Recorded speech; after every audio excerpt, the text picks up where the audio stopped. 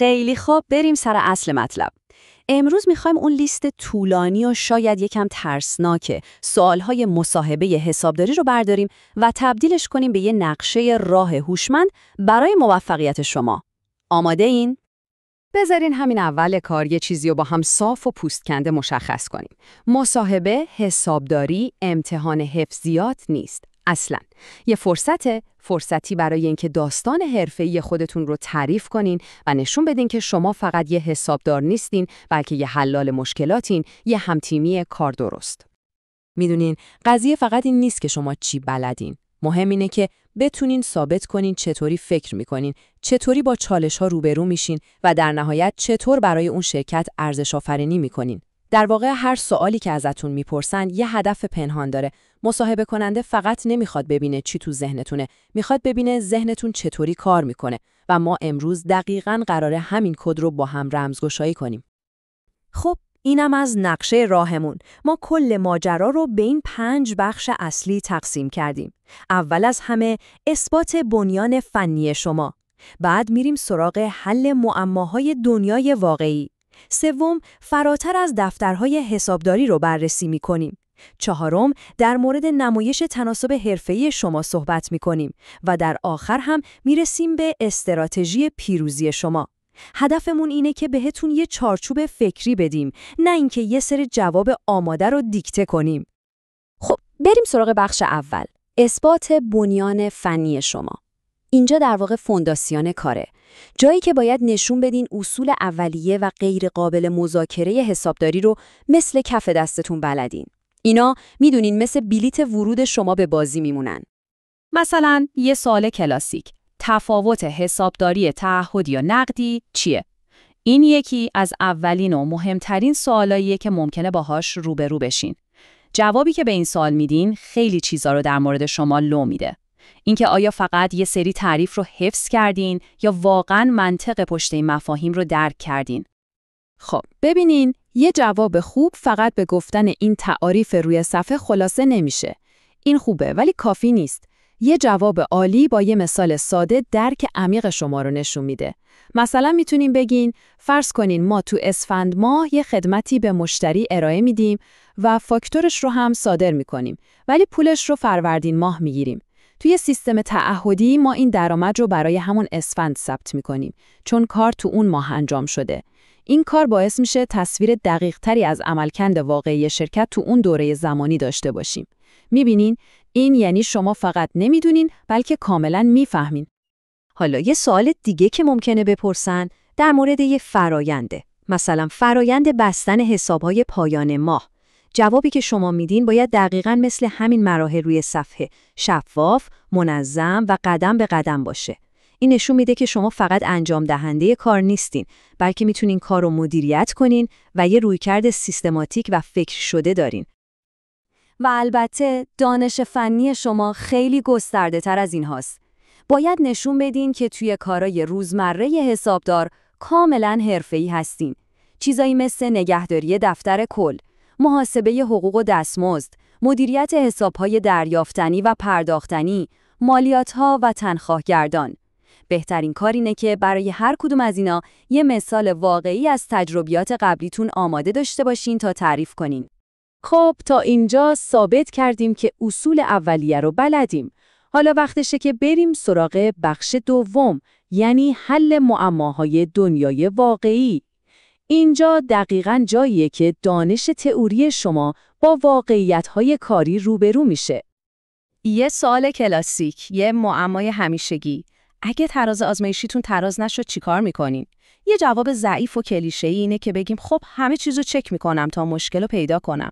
این جواب هیچ ارزشی نداره. مصاحبه کننده دنبال این نیست. اون میخواد فرایند فکری شما رو ببینه. میخواد ببینه چطور فکر میکنین. اما یه جواب حرفه‌ای یه رویکرد کارآگاهی رو توصیف میکنه. یه چیزی تو این مایه‌ها. اول از همه مبلغ اختلاف رو بررسی میکنم. شاید یه ثبت کلاً فراموش شده. بعدش میام دنبال خطاهای رایج میگردم. مثلا جابجایی ارقام یا ثبت‌های معکوس. بعد از اینکه خطا رو پیدا کردم و اصلاحش کردم، مهمتر از اون بررسی میکنم که اصلاً چرا این اتفاق افتاده تا با بهبود فرایند از تکرارش در آینده جلوگیری کنم. این یعنی شما یه حلال مشکل واقعی هستین، نه فقط یه اپراتور که داده وارد میکنه. یا یه معمای دیگه. چطوری با مغایرت بین صورت حساب بانکی و دفتر نقدینگی شرکت برخورد میکنین؟ اینم یه سوال دیگه برای سنجش مهارت‌های تحلیلی و دقت شماست. باز هم کلید موفقیت توضیح فرایند قدم به قدم شماست، نه اینکه فقط جواب نهایی رو بگین. باید نشون بدین چطور مثل یه کاراگاه سرنخ‌ها رو دنبال میکنین. خیلی خوب، حالا میریم یه لول بالاتر.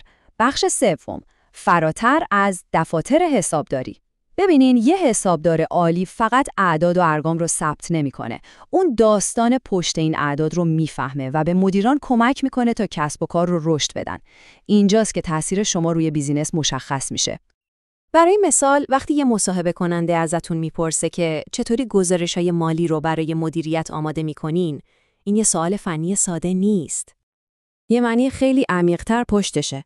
اونها در واقع دارن میپرسن آیا شما میتونین این همه داده و عدد رو به یه بینش قابل فهم تبدیل کنین؟ بینشی که به ما کمک کنه تصمیمای تجاری بهتری بگیریم. و این دقیقاً همون نقطه‌ایه که شما میتونین خودتون رو از بقیه متمایز کنین. به جای اینکه فقط بگین من ترازنامه و صورت سود و زیان تهیه میکنم، میتونین بگین من با تحلیل روند هزینه‌ها توی صورت سود و زیان به مدیریت کمک میکنم تا فرصت‌های جدید برای کاهش هزینه‌ها رو شناسایی کنن.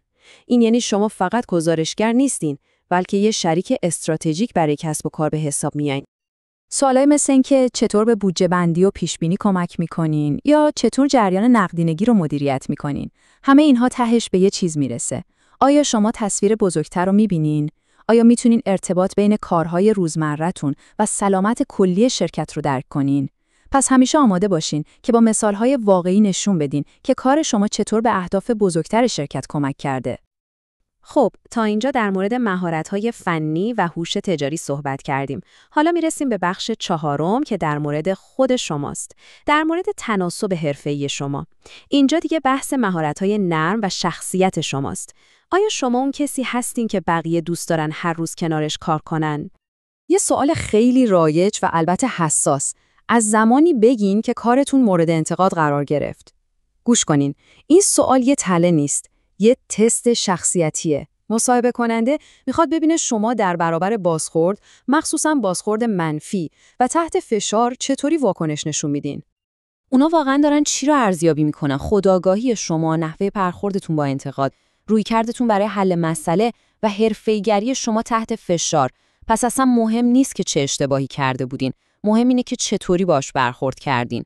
یه جواب قوی نشون میده که شما مسئولیت پذیرین، از انتقاد برای یادگیری استفاده میکنین و به جای حالت دفاعی گرفتن روی حل مشکل و جلوگیری از تکرارش در آینده تمرکز میکنین. این یعنی بلوغ حرفه‌ای. و یادتون نره که روی 3 ویژگی کلیدی تاکید کنین: رازداری مطلق، دقت وسواس‌گونه و تعهد به بروز بودن با نرم افزارها و قوانین جدید. این 3 ستون‌های اعتماد توی حرفه حسابداری هستن.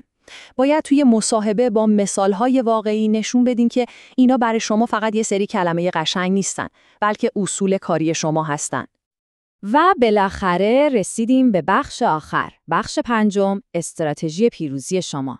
بیاین تمام نکاتی که گفتیم رو جمع‌بندی کنیم و به یه استراتژی قدرتمند برای روز مصاحبه برسیم. این نقشه بازی نهایی شماست. اول، سعی کنین چرای پشت هر سوال رو بفهمین. دوم، جواباتون رو همیشه با مثالهای واقعی از تجربیاتتون همراه کنین. سوم، مهارت‌های فنیتون رو به ارزش تجاری که برای شرکت ایجاد می‌کنین وصل کنین. و چهارم، خیلی مهمه، مهارت حل مسئله‌تون رو فقط نگین، بلکه نشون بدین. اگه این 4 اصل رو تو ذهنتون داشته باشین، میتونین به هر سوالی یه جواب هوشمندانه و تاثیرگذار بدین. و حالا سوال آخر از شماست. وقتی وارد اون اتاق مصاحبه میشین، جوابهای شما قراره چه داستانی رو تعریف کنن؟ یادتون باشه، شما فقط به یه سری سوال جواب نمیدین. شما دارین داستان حرفه‌ای خودتون رو روایت میکنین.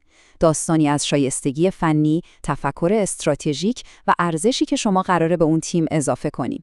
حالا شما همه ابزارهای لازم رو برای تعریف کردن بهترین نسخه از این داستان در اختیار دارین. موفق باشین.